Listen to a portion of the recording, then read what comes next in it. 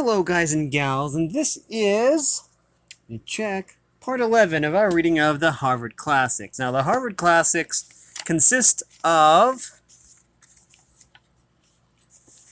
find the page here, here we go.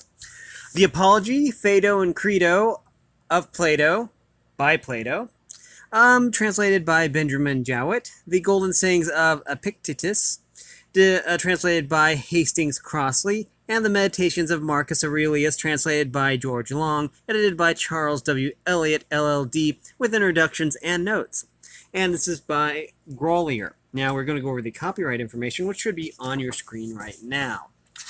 It clearly says here that it is copyright 1980, 1937, and 1907 by Grolier Enterprises, manufactured in the United States. Now, in the last, to be honest, I don't remember what we talked about last. They were discussing the immortality of the soul, or the lack thereof. And so we will continue for where we left off. Sebes and there's another guy, Simmias. That was it.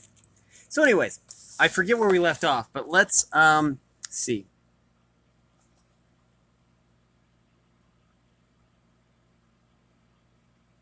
Okay, we're going to start right here. I know that we've already read this, but I wanted to make sure that I don't miss anything. Okay, so this is from Homer's The Odyssey, and we're going to we're just going to pick it up here. He beat his breast and thus reproached his heart. Endure, my heart, far worse hast thou endured. Do you think that Homer could have written this under the idea that the soul is a harmony capable of being led by the affections of the body, and not rather of a nature which leads and masters them, and herself a far diviner thing than any harmony? Yes, Socrates, I quite agree to that. Then, my friend, we can never be right in saying that the soul is a harmony, for that would clearly contradict the divine Homer as well as ourselves. True, he said. Thus much, said Socrates, of Harmonia, your Theban goddess, Sebes, who has not been ungracious to us, I think. But what shall I say to the Theban Cadmus, and how shall I propitiate him? I think that you will discover a way of propitiating him, said Sebes. I am sure that you have answered the argument about harmony in a manner that I could never have expected. For when Simmias mentioned his objection, I quite imagined that no answer could be given to him, and therefore I was surprised at finding that his argument could not sustain the first onset of yours, and not impossibly the other, whom you call Cadmus, may share a similar fate. Nay, my good friend, said Socrates, let us not boast lest some evil eye should put to flight the word which I am about to speak. That, however, may be left in the hands of those above, while I draw near in Homeric fashion, and try the metal of your words. Briefly, the sum of your objection is as follows.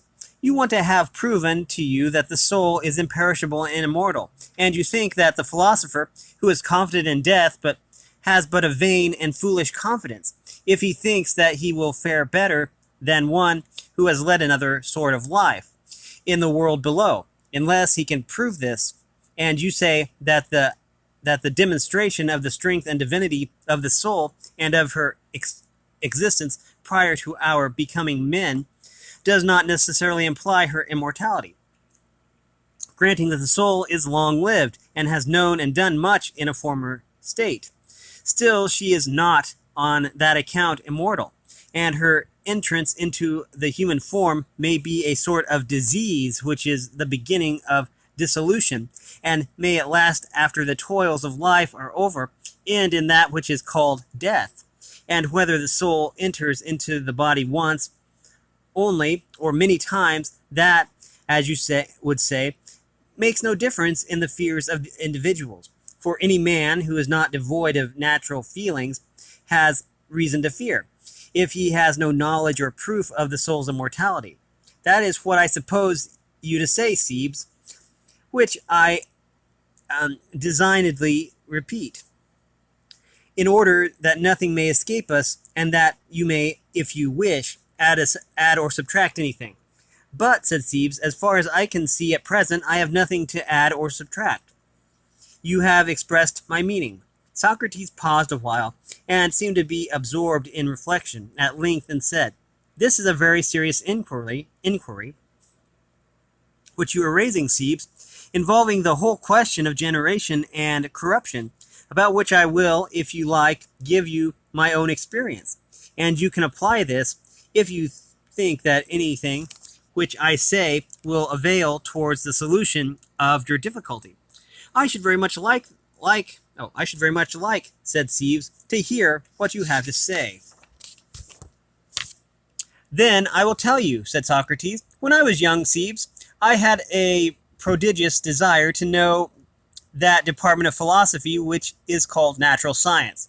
This appeared to me to have lofty aims, that being the science which has to do with the causes of things, and which teaches why a thing is and is created and destroyed. And I was always agitating myself with the consideration of such questions as these. Is the growth of animals the result of some decay which the hot and cold principle contracts? As some have said, is the blood the element which we think... Is the blood the element with which we think, or the air, or the fire, or perhaps nothing of that sort, but the brain may be the originating power of the perceptions of hearing, and sight, and smell, and memory, and opinion may come from them. And science may be based on memory and opinion, which is no longer in motion, but at rest. And then I went on to examine the decay of them, and then to the things of heaven and earth. And at last I concluded that I was wholly incapable of these inquiries, as I will satisfactorily prove to you.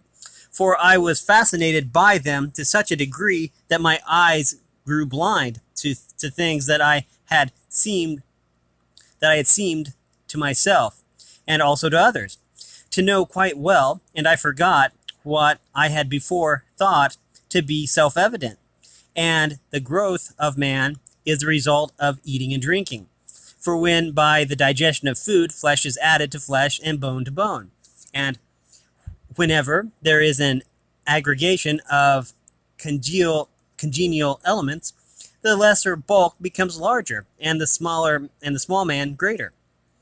Was not that a reasonable notion? Yes, said Cebes, I think so. Well, but let me tell you something more.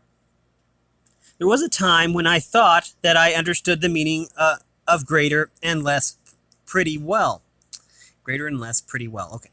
And when I saw a great man standing by a little one, I fancied that one was taller than the other, by a head. Or one horse would appear to be greater than another horse. And still more clearly did I seem to perceive that 10 is 2 more than 8, and that 2 cubits is more than 1, because 2 is twice 1. And what is now your notion of such matters? Said Cebes. I should be far enough from imagining, he replied, that I knew the cause of any of them. Indeed, I should, for I cannot satisfy myself that when one is added to one, the one to which the addition is made becomes 2, or that the 2 units added together make 2 by reason of the addition. For I cannot understand how, when separated from the other, each of them was 1 and not 2, and now, when they are brought together, the mere juxtaposition of them can be the cause of their becoming 2. Nor can I understand how the division of 1 is the way to make 2. For then a different cause would produce the same effect, as in the former instance. The addition and juxtaposition of 1 to 1 was the cause of 2. In this, the separation and subtraction of one from the other would be the cause. Nor am I any longer satisfied that I understand the reason why one or anything else either is generated or destroyed, or is at all, but I have in my mind some confused notion of another method that can never admit this. Then I heard someone who had a book of Anaxagoras, as he said, out of which he read that mind was the disposer and cause of all, and I was quite delighted at the notion of this, which appeared admirably, and I said to myself, if mind is the disposer, mind will dispose all of the best and put each particular in the best place. And I argued that if anyone desired to find out the cause of the generation or destruction or existence of anything, he must find out what state of being or suffering or doing was best for that thing, and therefore a man had only to consider the best for himself and others.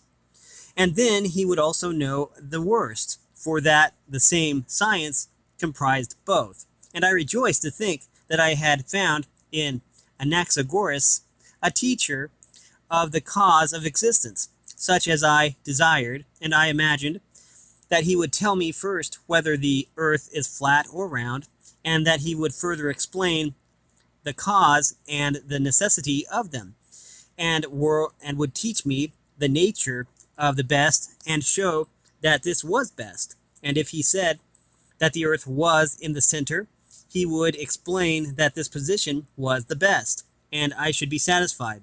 If this were shown to me, and not want any other sort of cause, and I thought that I would then go and ask him about the sun and moon and stars, and he would explain to me their comparative swiftness and their returnings and various states, and how their several affections, active and passive, were all for the best. For I could not imagine that when he spoke of mind as the disposer of them, he would give any other account of their being as they are, except that this was best. And I thought, when he had explained to me in detail the cause of each and the cause of all, he would go on to explain to me what was best for each and what was best for all. I had hopes which I would not have sold for much, and I seized the books and read them as fast as I could, in my eagerness to know the better and the worse. What hopes I had formed, and how grievously was I disappointed! As I proceeded, I found my philosopher altogether forsaken. As I proceeded, I found my philosopher altogether forsaking mind of any other principle of order, but having recourse to air and ether and water and other eccentricities. I might compare him to a person who began by maintaining generally that mind is the cause of the actions of Socrates, but who, when he endeavored to explain the cause of my several actions in detail, went on to show that I sit here because my body is made up of bones and muscles, and the bones, as he would say, are hard and have ligaments which divide them, and the muscles are elastic, and they cover the bones, which have also a covering or environment of flesh and skin, which contains them. And as the bones are lifted at their joints by the contraction or relaxation of the muscles, I am able to bend my limbs. And this is why I am sitting here in a curved posture. That is what he would say, and he would have a similar explanation of my talking to you, which he would attribute to sound and air and hearing, and he would assign 10,000 other causes of the same sort, forgetting to mention the true cause, which is that the Athenians have thought fit to condemn me, and accordingly I have thought it better and more right to remain here and undergo my sentence. For I am inclined to think that these muscles and bones of mine will have gone off to Megara or Boeotia by the dog of Egypt.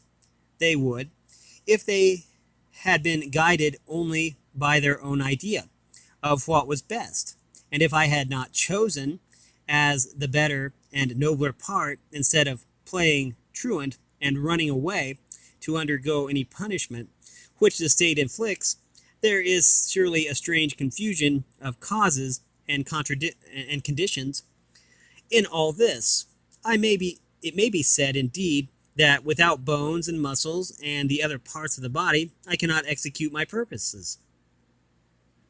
But to say that I do as I do because of them, and that this is the way in which mind acts, and not from the choice of the best, is a very careless and idle mode of speaking.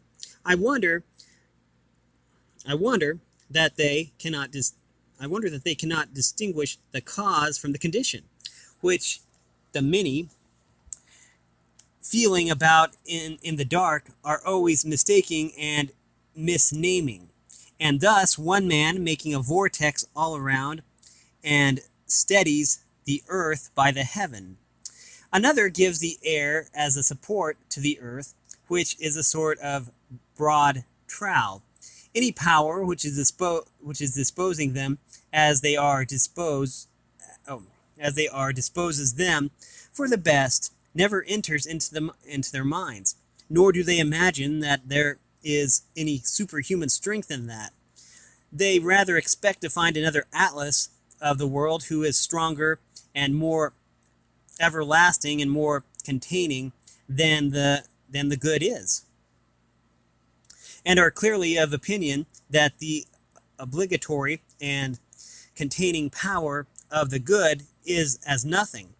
And yet this is the principle which I would fain learn if anyone would teach me, but as I have failed either to discover myself or to learn of anyone else the nature of the best, I will exhibit to you, if you like, that I have found to be the second best mode of inquiring into the cause. I should very much like to hear that, he replied. Socrates proceeded.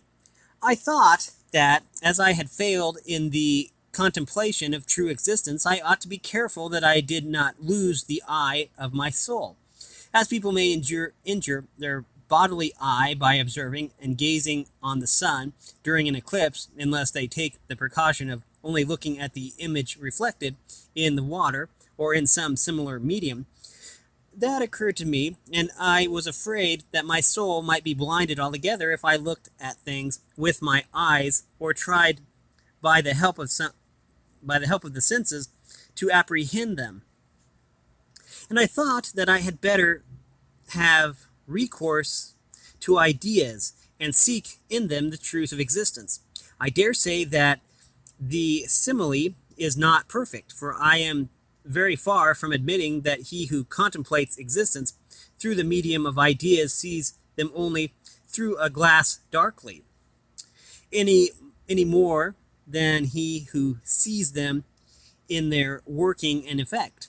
However, this was the method which I adopted. I first assumed some principle which I judged to be the strongest, and then I affirmed as true whatever seemed to agree with this, whether related to the cause or to anything else, and that which disagreed I regarded as untrue. But I should like to explain my meaning clearly, as I do not think that you understand me. No, indeed, replied Cebes, not very well. There is nothing new, he said, in what I am about to tell you, but only what I have been always and everything. Sorry, let me retry this one. There's nothing new, he said, in what I am about to tell you, but only what I have been always and everywhere repeating in the previous discussion and on other occasions. I want to show you the nature of that cause which has occupied my thoughts, and I shall have to go back to those familiar words which are in the mouth of everyone. And first of all, assume that there is an absolute beauty and goodness and greatness and the like. Grant me this, and I hope to be able to show you the nature of the cause and to prove the immortality of the soul. Sebes said, "You may proceed at once with the proof, as I readily grant you this." "Well," he said, then I shall like to know whether you agree with me in the next step. For I cannot help thinking that if there be anything beautiful other than absolute beauty, that can only be beautiful in as far as it partakes of absolute beauty. And this I should say of everything. Do you agree in this notion of the cause?" Yes, he said, "I agree." He proceeded, "I know nothing and can understand nothing of any other of those wise causes which are alleged. And if a person says to me that the bloom of color or form or anything else of that sort is a source of beauty, I leave all that, which is only confusing to me, and simply and singly, and perhaps foolishly, hold and am assured in my own mind that nothing makes a thing beautiful but the presence and participation of beauty in whatever way or manner obtained. For as to the manner, I am uncertain, but I stoutly contend that by beauty all beautiful things become beautiful. That appears to me to be the only safe answer that I can give either to myself or to any other, and to that I cling, in the persuasion that I shall never be overthrown, and that I may safely answer to myself or any other that by beauty beautiful things become beautiful. Do you not agree to that?" "Yes, I agree." "And that by greatness only great things become great, and greater, and by smallness, and by smallness the less become less." "True." "Then if a person remarks that A is taller than a head than B, and B less by a head than A, you would refuse to admit this, and would stoutly contend that what you mean is only that the greater is greater by and by reason of greatness, and that the less is less only by or by reason of smallness. And thus you would avoid the danger of saying that the greater is greater, and that the less by the measure of the head, which is the same in both, and would also avoid the monstrous absurdity of supposing that the greater man is greater by reason of the head, which is small. Would you not be afraid of that?" "Indeed I should," said Sebes, laughing. "In like manner, you would be afraid to say that 10 exceeds 8 by and by reason of 2, but would say by and by reason of number, or that 2 cubits exceeds 1 cubit, not by a half, but by magnitude. That is what you would say, for there is the same danger in both cases." "Very true," he said. "Again, would you not be cautious of affirming that the addition of 1 to 1, or the division of 1, is the cause of 2? And you would loudly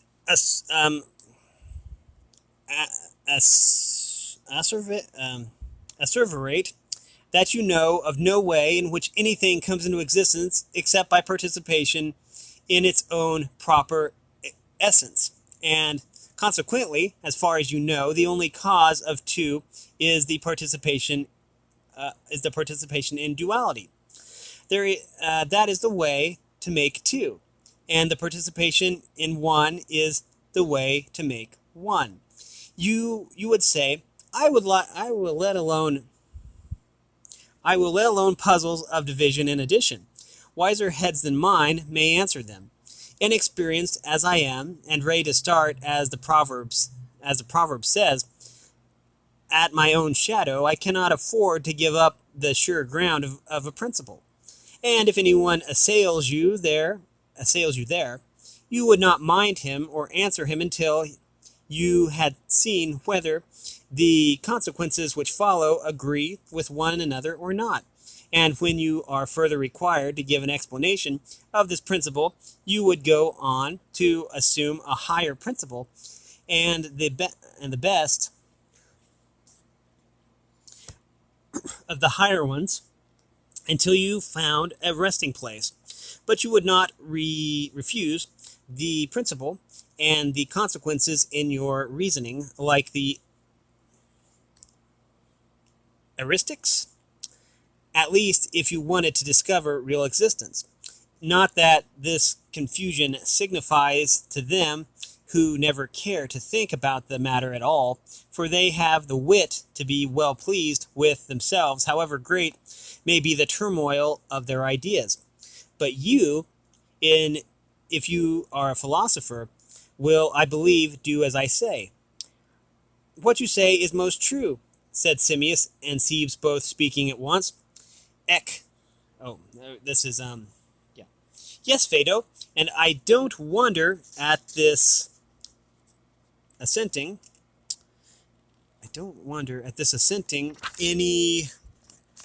Anyone who has the least sense will acknowledge the wonderful clearness of Socrates' reasoning. Phaedo.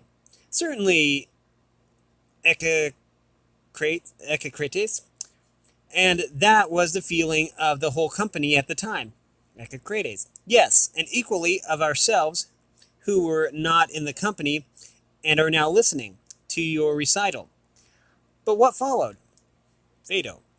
After all this was admitted and they had agreed about the existence of ideas and the participation in them of the other things which derive their name from them, Socrates, if I remember rightly, said, "This is your way of speaking, and yet, when you say that Simmias is greater than Socrates and less than Phaedo, do you not predicate of Simmias both greatness and smallness?" Yes, I do. But still you allow that... Sorry. We're going to need to stop this here. I got way carried away in this one. But anyways, we have been reading from the Harvard Classics, and specifically we've been reading from Phaedo by Plato. Not to be confused with the silly putty like stuff. We're talking about Plato. But anyways, as in the philosopher. Anyways, we have been reading from this wonderful book. And if you like this content, make sure you like and subscribe, ring the bell so you know when I upload. Also, if you want to support me in any way, or if you want to join the Discord server, all the information will be in the description below. And as always, thanks for watching, everyone, and have a great day.